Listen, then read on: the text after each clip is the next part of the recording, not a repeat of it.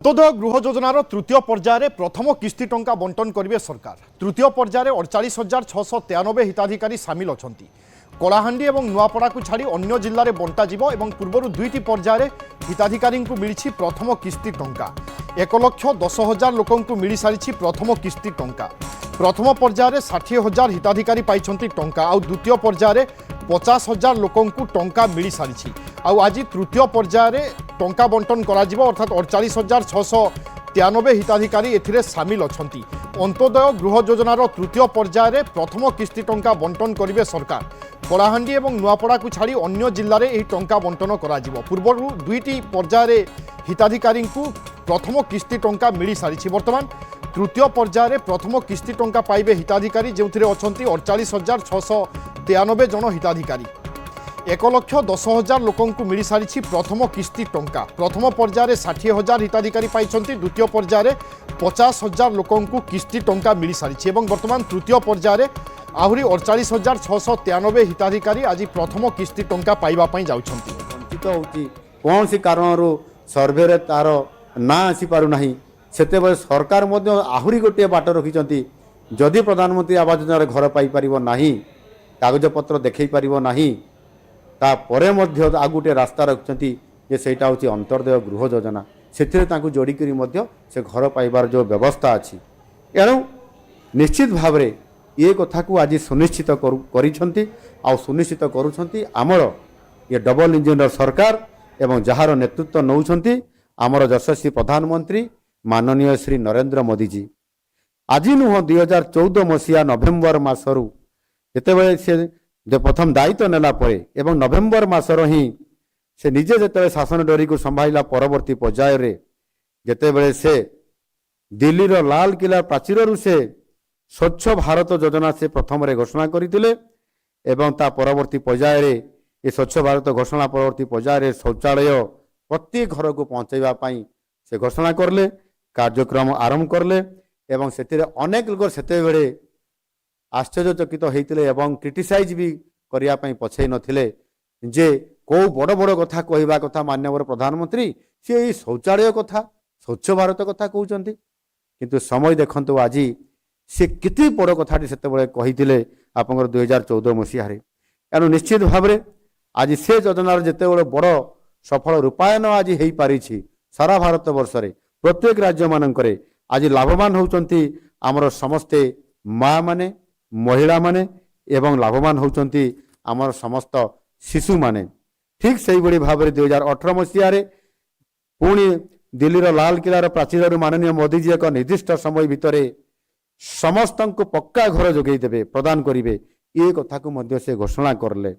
एवं आप देखंतु प्रति वर्ष आमे जेतिकी घर आमे योग्य हिताधिकारी हिसाब रे प्रति वर्ष रे आमे जेतिकी घर तैयारी करि परिबा सेही आधार जेतेबेले आमे गृह बंटन करूछु सेतेबेले जदि आमे हिसाब करी देखिबा सेही 10 वर्ष मध्य रे ताले वर्तमान सुधा खाली आम राज्य रे जदि आमे हिसाब करिबा ताले 40 लाख रु अधिक घर निर्माण करिकरी आमे आज आमर योग्य हिताधिकारी मानकर पाखकु ये घर मध्य आज आमे देइछु एवं समाने तांकर आज मुंड ऊपर जो छात घर रहा कथा चिंता करुले आज तांकर से स्वप्न आज तांकर से मनर इच्छाटा आज आम सरकार आसिला परे मोदी जी आसिला परे डबल इंजिन सरकार आसिला परे ताहा आज पूरण हो पारि। 2014 मसीहा पूर्वर आम यदि हिसाब करवा ताहले जो जदि 30 वर्षर जदि हिसाब करवा 2014 पूर्वर 30 वर्ष जिते गृह निर्माण होता आ मोदी जी तांकर जेतेबेले दायित्व नेले तांकर जो 11 वर्ष दायित्व भितर जदि खाली 9 वर्ष को जदि हिसाब करिबा ताहले 30 वर्ष रे जेतकी घर तैयारी हेतला मोदी जी को शासन 9 वर्ष रे ता ठारो भी अधिक गृह आज निर्माण आज होइछि। निश्चित भाव में यह 2 गुणरू मध्य अधिका हेछि आ से आधार रे आज डबल इंजिन सरकार रे आपण मानकु से सुविधा आज आपण मानकु दिया जाई पारुछि। आपण माने जानिथिबे गत 10 वर्ष भितर जेते घर प्रधानमंत्री आवास योजना माध्यम निर्माण होइछि सेतिरु 75% हिताधिकारी हेउछंती एठू जन अनुसूचित जाति एवं अनुसूचित जनजाति पछुआ वर्ग एवं अल्प संख्यक संप्रदायर এইটা গোटे बहुत बड़ आम सरकार फोकस करिसेंती डबल इंजिनियर सरकार जे जो माने पछुआ जो माने आपनकर अनुसूचित जाति दलित एवं जो माने अनुसूचित जनजाति एमानकर एवं पछुआ वर्गर लोक मानक प्राधान्य दिया जाइछि 75%। सेही भली भाबे जदि आमे देखिबा 70% घर महिलांकर नारे पंजीकृत मध्य करा जाइछि। आगरे पुरुष मानकर नाम रे करा जाउतला काइना घरर मुखिया होतले पुरुष किंतु घरर मुखिया पुरुष हेले मध्य ये घरर प्रकृत काम चलै थांती हमर महिला माने माँ माने आउ सेथिपाई तांकु प्राधान्य देइचंती। महिला मानकु जदि से अर्थ दिया जिवो महिला माने जदि से घरर दायित्व नेबे ताले से अर्थ को बर्बाद करिवे नाही एवं सामान्य तार सुविनियोग करि पारिबे ये कथा को विश्वास करी सरकार तांकु ये दायित्व देइछंती। एवं माँ माने मध्य समस्त महिला माने याकु गुरु दायित्व तुलौथबा कारणरू ये पैसा बहु समय एपट सेपट हेराफेरी हुए नहीं जहाँ 100% हेबा उचित आउ एहाकु आपण माने मध्य सुनिश्चित करंतु ये होची मोर आपण मानकु निवेदन।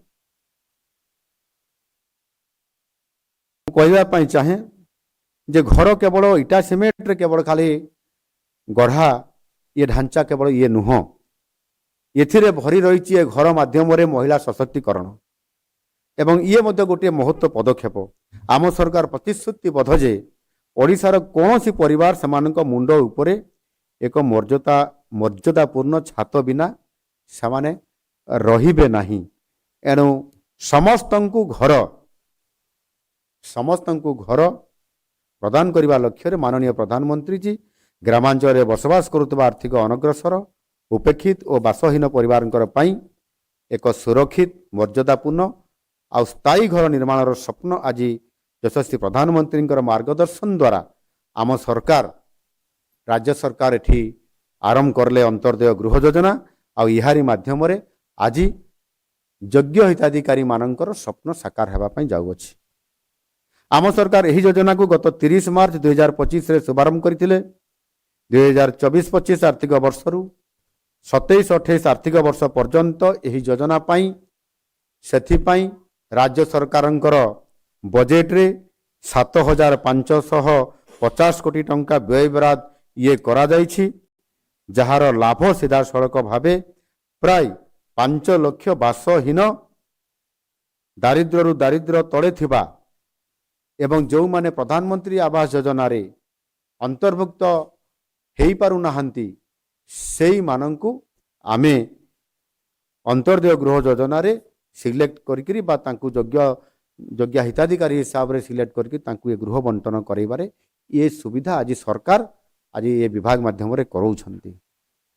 ये गृह निर्माण निमंते हिताधिकारी मानंकु 3टी किस्ती रे 1,20,000 टंका सहायता राशि ये प्रदान करा जाउछि। मु टिके आगुरु कहउतली जेते बेले हमर हिताधिकारी मानकु मु तांकु प्रश्न पचारुतली सेमानकर मत दउथिले जे प्रथम किस्ती बाबद रे 40,000 टंका जोंतरे समाने निजर स्वप्नर घर को से प्रथम फेज रे प्रथम किस्ती रे आरंभ करिवे। द्वितीय किस्ती बाबद रे 65,000 टंका घर को से छात ये पकेवा पर्यंत ये काम को गृहर अंतिम पर्याय पर्यंत पहुँचाई पारिबे एवं तृतीय किस्ती बाबद रे 15,000 टंका देवार व्यवस्था मध्य एथिरे कराइछि। एथिरे संपूर्ण भाव रे रंग करिकरी घरर आवश्यक जो शेष काम अछि ताकु सेथिरे ये काम रे लगेइबे बोली एवं मु एक कथा मध्य कहउतली जे जो माने घर थरे आपण माने आरंभ करिवे एबे ये दीपावली काली पूजा ये समय आपण माने काम आरंभ करिसंती एबे वर्षा आपण मानकु आउ प्रतिबंधक करिवो नाही वर्षा भी कमी गलानी एवं आपण माने घर जते बेले बनेबे एहाकु एक मुख्य काम निज परिवार रो निज समाज रो ये गोटे बड़ काम आ मुख्य काम एहाकु आपण प्राथमिकता दियंतु। घर न सरिला पर्यंत कुआड़े जातु नहीं निजे रहीकरी परिवार सहित आपण माने घर करंतु। यह मो कहबार अर्थ होची जदि आपण घरे ही रहीकरी याकु निरंतर भावे काम करिवे ताहले आपण माने 4 मास मध्यरे ये घरर निर्माण काम आपण माने शेष करि परिवे। आवश्यक साहाय्य मध्य आमर ब्लॉक रो प्रशासन मध्य आपण मानकु साहाय्य करि परिबो। यह करबा द्वारा आपण 20,000 टंका रो आपण बोनस पाई परिवे अधिक टंका पाइबे अर्थात 1,20,000 हेची जो घरर आमर एस्टिमेट आपको बोनस हिसाब रे आउ 20,000 टंका जोड़ी दिया जिवो ଯେଉଁଥିରେ କି ଘରର ମୂଲ୍ୟ ଆଉ ଆପଣ ଅର୍ଥ ପାଇବେ 1,40,000 ଟଙ୍କା ଇଏ ପାଇପାରିବେ ଆପଣ ବୋନସ୍ ଆକାରରେ। ଆଉ ଯଦି 4 ମାସରେ କରିପାରିଲେ ନାହିଁ 6 ମାସ ଭିତରେ ଯଦି ଆପଣ କରୁଛନ୍ତି ତାହେଲେ 10,000 ଟଙ୍କା ଅର୍ଥାତ୍ 1,20,000ରେ 10,000 ଯୋଡ଼ିଲେ 1,30,000 ଟଙ୍କା ଆପଣ ପ୍ରୋତ୍ସାହନ ରାଶି ଆପଣମାନଙ୍କୁ ଆମ ସରକାରଙ୍କ ତରଫରୁ ବିଡ଼ିଓଙ୍କ ମାଧ୍ୟମରେ ଆପଣମାନେ ସେ ଅର୍ଥ ମଧ୍ୟ ପ୍ରାପ୍ତ ହେଇପାରିବେ। ସମସ୍ତ ଏଥିସହ ସମସ୍ତ ହିତାଧିକାରୀ ସମନ୍ୱିତ କାର୍ଯ୍ୟ ଯୋଜନା ବା IAP ଅନ୍ତର୍ଗତ ଜିଲ୍ଲାରେ ମନରେଗା ଅଧୀନରେ 95 ଦିନର ମଜୁରୀ ଏବଂ ଅଣ IAP ଜିଲ୍ଲାରେ 90 ଦିନର ମଜୁରୀ ମଧ୍ୟ ଏଥିରେ ଆପଣମାନଙ୍କୁ ଦିଆଯାଉଛି। ଏତଦ୍ବ୍ୟତୀତ ଅନ୍ୟ ଯୋଜନାରେ ବ୍ୟକ୍ତିଗତ ଘରୋଇ ଶୌଚାଳୟ ଏବଂ ଟ୍ୟାପ୍ ଯୋଗେ ଘରୋଇ ପାନୀୟ ଜଳର ସୁବିଧା ମଧ୍ୟ ଆପଣମାନେ ପାଇପାରୁଛନ୍ତି। ଏଥିପାଇଁ ଆର୍ଥିକ ବର୍ଷ 2024-25ରେ ମୋଟ 59,083 ଗୋଟି ଅନ୍ତର୍ଦେୟ ଗୃହ ମଞ୍ଜୁର ହୋଇଥିବା ବେଳେ 2025-26 ଆର୍ଥିକ ବର୍ଷରେ ଏହାକୁ ବୃଦ୍ଧି ଘଟାଇ 2ଟି ପର୍ଯ୍ୟାୟରେ 1,08,963ଟି ଅନ୍ତର୍ଦେୟ ଗୃହ ଏଥିରେ ମଞ୍ଜୁର ହେଇଛି। ଆଉ ଆମର ଯଶସ୍ୱୀ ପ୍ରଧାନମନ୍ତ୍ରୀଜୀ ଶ୍ରୀ ନରେନ୍ଦ୍ର ମୋଦିଜୀ ତାଙ୍କର କରକମରେ ଗତ ସେପ୍ଟେମ୍ବର ମାସ 27 ତାରିଖ ଦିନ ଝାରସୁଗୁଡ଼ା ଜିଲ୍ଲାରେ ଆୟୋଜିତ ରାଜ୍ୟସ୍ତରୀୟ ସେବା ପର୍ବ ପାଳନ ଅବସରରେ ଅନ୍ତର୍ଦେୟ ଗୃହ ଯୋଜନାର ତୃତୀୟ ପର୍ଯ୍ୟାୟରେ 50,011 ଜଣ ହିତାଧିକାରୀଙ୍କୁ ଗୃହ ନିର୍ମାଣ ନିମନ୍ତେ କାର୍ଯ୍ୟାଦେଶ ବଣ୍ଟନ କରିଥିଲେ। ଆଉ ସେଦିନ 50,011 ଜଣ ହିତାଧିକାରୀଙ୍କୁ ବହୁତ ବଡ଼ ସଂଖ୍ୟାରେ ଏହା କରାଯାଇଥିଲା। ଆଜିର ଏହି କାର୍ଯ୍ୟକ୍ରମରେ ପ୍ରଧାନମନ୍ତ୍ରୀ ଯେଉଁ ବନ୍ଧୁମାନଙ୍କୁ ବା ଯେଉଁ ହିତାଧିକାରୀଙ୍କୁ ଘର ପାଇଁ ୱାର୍କ ଅର୍ଡର ବଣ୍ଟନ କରିଥିଲେ ସେମାନଙ୍କୁ ଆଜି ପ୍ରଥମ କିସ୍ତି ଇଏ ପ୍ରଦାନ କରାଗଲା। କେବଳ ନୂଆପଡ଼ା କଳାହାଣ୍ଡି ବ୍ୟତୀତ ଅବଶିଷ୍ଟ 28ଟି ଜିଲ୍ଲାର 48,693 ହିତାଧିକାରୀଙ୍କୁ ପ୍ରଥମ କିସ୍ତିର 40,000 ଟଙ୍କାର ମୋଟ 194,77,20,000 ଟଙ୍କା ଆଜି ଆପଣମାନଙ୍କୁ ବଣ୍ଟନ କରାଯାଉଛି। ଆପଣମାନଙ୍କୁ ଏବେ ମୁଁ ବଟନ ଦବାଇକରି ସେ ପଇସା ଆପଣମାନଙ୍କର ପାଖକୁ ପଠେଇଛି। ଆପଣମାନଙ୍କର ଆକାଉଣ୍ଟକୁ ପଇସା ଯାଉଥିବ, ଇଏ ଗଲାବେଳେ ଠନ୍ ଠନ୍ ଶବ୍ଦ ହେଇକରି ଯାଇଛି। ତେଣୁ ନିଶ୍ଚିତ ଭାବରେ ଆପଣମାନଙ୍କର ପାଖକୁ ଏ ପଇସା ପୁରାକୁ ପୁରା ପଇସା ଆପଣଙ୍କର ପ୍ରାପ୍ତ ହେବ। ରାସ୍ତାରେ କୌଣସି ଜାଗାରେ ପଇସା ଅଟକିବ ନାହିଁ।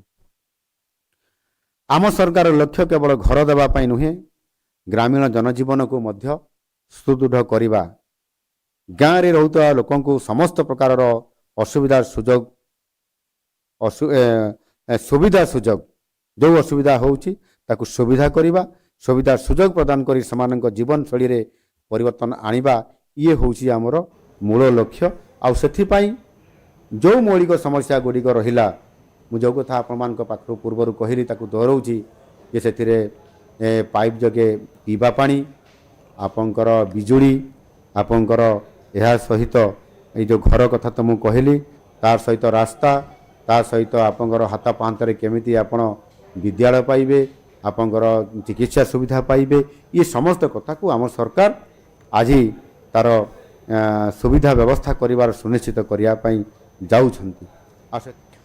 ସୁଭଦ୍ରା ଯୋଜନାକୁ ନେଇ ଆସୁଛି ବଡ଼ ଅପଡେଟ୍। ବାର୍ଷିକ 18,000 ଟଙ୍କାରୁ ଅଧିକ ବୃତ୍ତି ପାଉଥିଲେ ମିଳିବ ନାହିଁ ସୁଭଦ୍ରା ସହାୟତା। କେନ୍ଦ୍ର ଏବଂ ରାଜ୍ୟଠାରୁ ଆର୍ଥିକ ସହାୟତା ପାଉଥିଲେ ମଧ୍ୟ ଅଯୋଗ୍ୟ ବିବେଚିତ ହେବେ। ଉଚ୍ଚଶିକ୍ଷା ଏବଂ SC/ST ବିକାଶ ବିଭାଗ ଲେଖିଛି ଚିଠି। ସହାୟତା ପାଉଥିବା 21 ବର୍ଷରୁ ଅଧିକ ମହିଳାଙ୍କ ତଥ୍ୟ ଦେବା ପାଇଁ ରହିଛି ନିର୍ଦ୍ଦେଶ। ରାଜ୍ୟରେ 1 କୋଟିରୁ ଅଧିକ ସୁଭଦ୍ରା ହିତାଧିକାରୀ ଥିବାବେଳେ ସେମାନଙ୍କ ସଂକ୍ରାନ୍ତରେ ଆସୁଛି ଏକ ବଡ଼ ଅପଡେଟ୍ ବା ବଡ଼ ଖବର। ବାର୍ଷିକ ଯଦି ଜଣେ 18,000 ଟଙ୍କାରୁ ଅଧିକ ବୃତ୍ତି ପାଉଛନ୍ତି ତାହେଲେ ସେ ସୁଭଦ୍ରା ଯୋଜନାରେ ସାମିଲ ହୋଇପାରିବେ ନାହିଁ, ଅର୍ଥାତ୍ ସୁଭଦ୍ରା ସହାୟତା ତାଙ୍କୁ ମିଳିବ ନାହିଁ। କେନ୍ଦ୍ର ଏବଂ ରାଜ୍ୟଠାରୁ ଆର୍ଥିକ ସହାୟତା ପାଉଥିଲେ ମଧ୍ୟ ସେ ଅଯୋଗ୍ୟ ବିବେଚିତ ହେବେ। ଉଚ୍ଚଶିକ୍ଷା ଏବଂ SC/ST ବିଭାଗକୁ ମହିଳା ଏବଂ ଶିଶୁ ବିକାଶ ବିଭାଗ ଏ ସଂକ୍ରାନ୍ତରେ ଏକ ଚିଠି ଲେଖିଛି। ସହାୟତା ପାଉଥିବା 21 ବର୍ଷରୁ ଅଧିକ ମହିଳାଙ୍କ ତଥ୍ୟ ଦେବା ପାଇଁ ନିର୍ଦ୍ଦେଶ ଦେଇଛି ମହିଳା ଏବଂ ଶିଶୁ ବିକାଶ ବିଭାଗ। ତେଣୁ ଯେଉଁମାନେ ସୁଭଦ୍ରା ଯୋଜନାରେ ସାମିଲ ଅଛନ୍ତି ବା ହେବା ପାଇଁ ଚାହୁଁଛନ୍ତି, ଯଦି ସେମାନେ କୌଣସି ପ୍ରକାର ବୃତ୍ତି ପାଉଥିବେ ଏବଂ ବୃତ୍ତିର ରାଶି ଯଦି 18,000 ଟଙ୍କାରୁ ଅଧିକ ହୋଇଥାଏ ତାହେଲେ ସେ ମହିଳା ଯୋଗ୍ୟ ବିବେଚିତ ହେବେ ନାହିଁ। ଏହା ବାଦ କେନ୍ଦ୍ର ଏବଂ ରାଜ୍ୟଠାରୁ ଯଦି କୌଣସି ପ୍ରକାର ଆର୍ଥିକ ସହାୟତା ପାଉଛନ୍ତି ତାହେଲେ ମଧ୍ୟ ସେ ସୁଭଦ୍ରା ଯୋଜନାରୁ ବଞ୍ଚିତ ହେବେ। ଏ ସଂକ୍ରାନ୍ତରେ ସୂଚନା ଦିଆଯାଇଛି। जो मैंने 21 वर्षर अधिक अच्छा से सुभद्रा योजन सामिल अच्छा और 21 वर्षर अधिक जदि महिला कौन प्रकार वृत्ति पाँच केन्द्र कि राज्य सरकार कौन आर्थिक सहायता पाँच ताहले से सुभद्रा योजन बाद पड़े। दुष्मंत बेहरा अच्छा मो सहयोगी। दुष्मंत ये हूँ बड़ अपडेट जो मैंने वृत्ति पाँच छात्र वृत्ति पाँच कौन सहायता पाँच से सुभद्रा सामिल हो पारे ना। निश्चित भाव में विभु जो कथा कहुच्छी जो भाई नोटिफिकेशन जो राज्य सरकार पक्षर महिला शिशु विकास कल्याण विभाग पक्षर जे जो मैंने 18,000 रु अधिक स्टाइपेंड पाँच जो मैंने किसी केंद्र सरकार योजना द्वारा लाभान्वित होती से भली छात्र छात्री माने योजना बाद पड़े से स्वतंत्र भाव में आप जानते जो 3टी किस्ती बर्तमान पर्यंत दिया सारी किस्ती अनेक सामिल होते जो मान 21 वर्ष अधिक बयस होता तेणु एभली समय महिला शिशु कल्याण विभाग पक्षर आप जानते नोटिफिकेशन जारी तथ्य मगा एसटी एससी डिपार्टमेंट और सहित जब आम कह उच्च शिक्षा विभाग को जो माने जो छात्र छात्री माने संपृक्त विभाग रु स्टाइपेंड पाँच सरकारी योजना द्वारा अनेक किसी अर्थ पाँच लिस्ट मगा से आधार रे जो मैंने लाभान्वित हो 18,000 रु ऊर्ध्व केंद्र व राज्य सरकार द्वारा से किसी स्टाइपेंड पाउले जो छात्र छात्री मैंने से योजना बाद पड़े। वास्तविक भाव में पूर्वर ये सूचना दि जाता अनेक समय आम खबर प्रसारण करें सरकार पक्षर जो रही जो मैंने एभली लाभान्वित होते से बाद पड़े। आप जानते तृतीय किस्ती जिते दिगला से अनेक हिताधिकारी बाद पड़ी आप जानते तेणु ताकू नहीं वास्तविक भाव में कौन घटनाक्रम कहीं बाद पड़े ये चर्चा आलोचना रही है विभाग पक्षर गोटे क्लारिफिकेशन दिया बर्तमान जेहेतु नोटिफिकेशन जारी करा जो एसटी एससी डिपार्टमेंट जो रही सहित उच्च शिक्षा विभाग जो रही केंद्र व राज्य सरकार अनेक जो छात्र छात्री मैंने देखिए स्टाइपेंड अनेक योजना द्वारा स्टाइपेंड पाँच 18,000 रु अधिक जो छात्र छात्री मैंने पाउथे सुभद्रा योजन सामिल थे बैक दिज्व से एक नोटिफिकेशन जारी करा।